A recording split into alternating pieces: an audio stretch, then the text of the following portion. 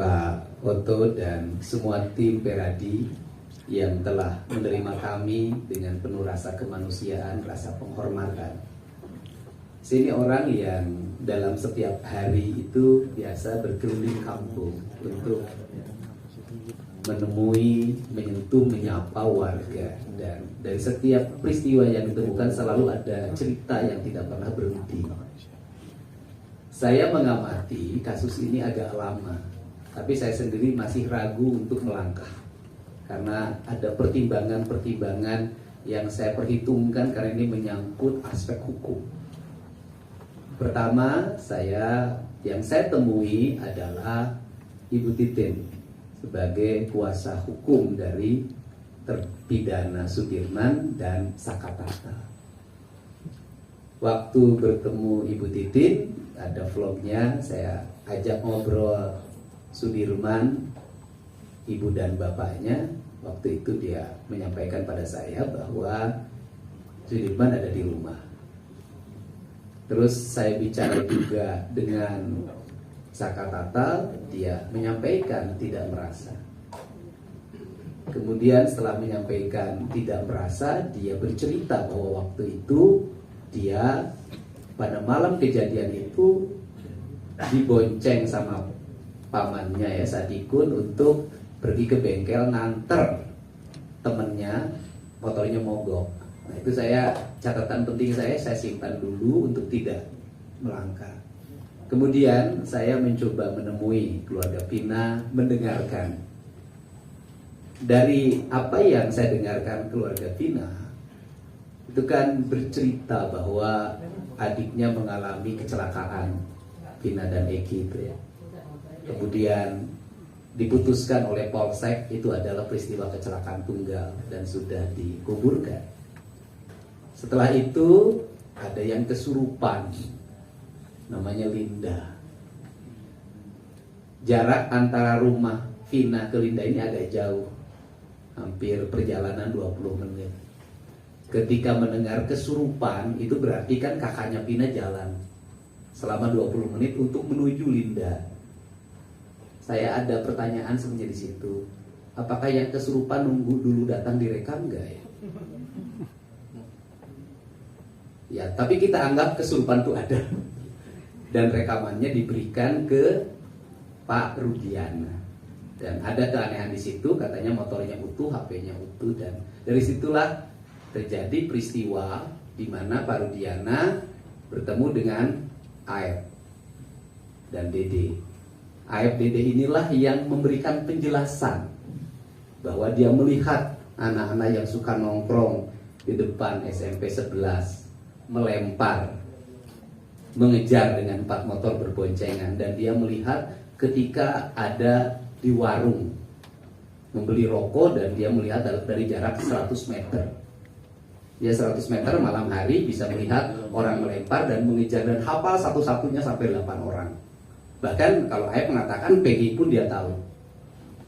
Saya dari situ ya udah saya dengarkan, karena tugas saya waktu itu hanya mendengarkan. Saya tidak boleh menyimpulkan. Saya mendengarkan. Kemudian saya penasaran, saya pergi lagi ke Cirebon. Saya tanya, warung itu di mana sih? Ketika saya tanya warung yang di depan pencucian mobil, ternyata warung nasi, bukan warung rokok. Dan dia mengatakan bukanya sampai jam 4 sore.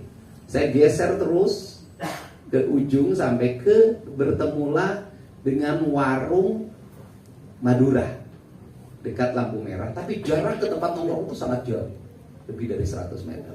Pada saat itu saya didatangilah Peri. Peri ngomong pada saya, tidak percaya terhadap keterangan Aep, saya di sini, saya tidak mungkin itu Pak, itu bohong. Nah dari situ saya agak mulai, nah ini harus siapa lagi saya tanya nih. Setelah itu saya bertemu lagi dengan menemui lagi Sakatata. Bertemu Sakatata, saya pertama yang ingin saya lihat, benar nggak Sakatata ini tidak melakukan. Itu dulu satu-satu saya. Saya pengen beresin dulu Sakatata. Maka saya bertemu tiba-tiba dengan Sadikun, karena Sakatatanya berada di rumah Ibu Titin. Sadikun menjelaskan pada malam minggu itu Sakatata ngumpul di sini, di rumah ini, bersama beberapa temannya. Kemudian dia di situ ngobrol dan kemudian motor temennya mogok. Ketika motor temennya mogok, maka motornya didorong. Istilahnya dia apa? Maka istilah Cirebon itu apa? Di step. Di step, kemudian di step itu terus kemudian melingkar hampir melewati jembatan flyover. Di jembatan flyover itu Sadikun gak berani lewat karena ada polisi. Dia tidak pakai helm, tidak punya SIM. Akhirnya dia belok ke kanan. Dari ke kanan itu nyampelah ke bengkel. Saya tidak percaya jujur aja. Maka saya ngajak rekonstruksi, walaupun saya bukan ahli bidang itu. Ayo kita mulai dari sini. Dan saya tidak memberitahu siapapun. Ayo kita rekonstruksi. Rekonstruksi itu yang motornya mogoknya datang, kemudian didorong, betul. Dan belok ke kanan sampailah ke bengkel. Tiba-tiba saya ke tempat bengkel itu, saya bertanya langsung yang punya bengkelnya itu. Dia mengatakan betul pada malam itu ke sini. Setelah itu siapa lagi? Yang bawa motornya siapa? Sekarang lagi kecelakaan, kakinya patah 4. Saya temuin lagi. Ketika temuin lagi dia menjelaskan malam minggu itu betul Saka Tatal itu ke sini bersama saya. Saya kan kalau melihat orang bohong, tiba-tiba ditanya, sama kan tidak bohong bersama. Siapa sih yang bisa membuat rencana? Kan pasti ada selipnya. Belok jalan dan kemudian dia katakan saya lurus pak. Lihat polisi ada di situ, tapi memang tidak lihat mayat korban. Kalau saya lewat sudah. Artinya dari situ saya sudah meyakini ini Saka Tatal nggak salah. Nah, setelah itu maka saya ingin yang kedua, yaitu membuktikan bahwa terdakwa yang lain salah nggak sih dalam pandangan objektif saya, gitu loh. Maka saya tiba-tiba kan ada, ini belum saya vlog sampai hari ini, orang yang datang ke saya, Pak, saya mau ngomong sekarang. Kenapa, Pak? Pada malam itu jam 9 lebih saya mau ke rumah sakit, Pak. Ibu saya dirawat di rumah sakit. Saya keluar rumah, anak-anak ada, Pak. Di rumah, di warung Bu Nining dulu, di warung Bu Nining, terus kemudian mereka itu ada di rumah Pak RT. Saya siap bersaksi di pengadilan, saya siap di BAP. Saya makin pede kan, oh ini kayaknya enggak, ini bener nih. Ketemu lagi sama yang punya warung di depan cuci mobil tuh. Kemudian dia mengatakan saya yang jualan nasi, bukanya sampai jam 4 sore, tidak mungkin saya beli rokok di tempat saya. Nah, setelah itu lagi kemudian masih banyak bertemulah saya dengan Pramuji. Pramudia kan tadi sudah mengatakan jelas. Kemudian saya bertemu dengan semuanya, saya mendengarkan.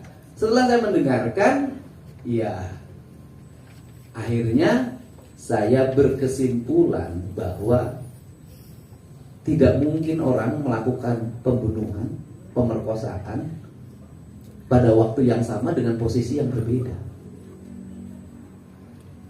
Tetapi saya menyampaikan, kalau debat kita terus-terusan di medsos, kalau debat kita terus-terusan di TV, nggak akan pernah selesai masalah mereka.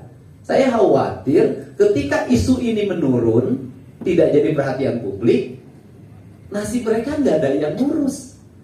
Apa sih yang dibutuhkan dari para terpidana ini adalah PK dengan adanya nopung baru. Maka saya sampaikan, sudahlah. Sekarang langkahnya berikutnya, harus bertemu dengan pengacara, advokat, tokoh yang secara hati nurani itu tergerak berdasarkan pertimbangan rasa dan kemanusiaan,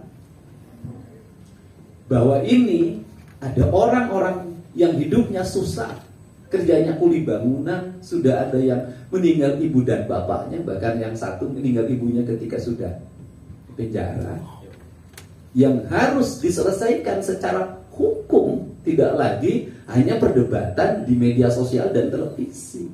Maka saya mencoba untuk bertemu dengan Pak Oto Hasibuan, karena saya tidak bisa beracara, saya hanya bisa menyampaikan di media sosial lewat channel yang saya miliki.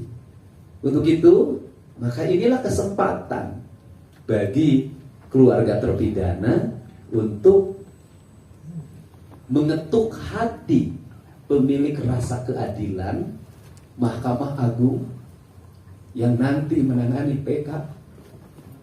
Semoga terketuk hatinya. Dan kita tidak akan bisa menyimpulkan kebenaran dari seluruh ini kalau tidak turun.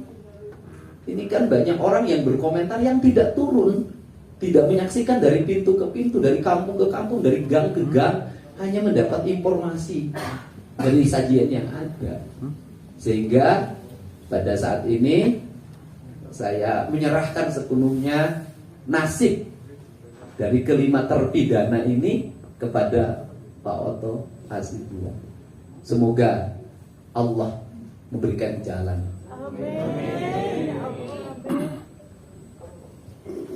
Kebenaran akan menemukan jalannya sendiri. Terima kasih. Terima kasih Kang Dedi. Teman-teman semuanya, sebelum saya serahkan, mungkin kalau ada teman-teman nanti yang mau komen bicara, kami ingin sampaikan besok ini ada 4 orang yang dipanggil jadi saksi di Polda berapa orang? 3 di Polda Jawa Barat, 1 di Polres Cirebon. Yang di Polres Cirebon siapa? Sudin, diperiksa besok di Polresta ya. Kemudian yang 3 di Polda jam 10 ya. Nah, untuk itu kami, karena ini tempatnya 2 tempat, kami sudah membentuk tim tadi. Untuk di Bandung itu ada Pak Jutek Bongso dan Ruli Panggabean. Jadi ketua Hikadin di Bandung, Pak Ruli juga penasehat di sana.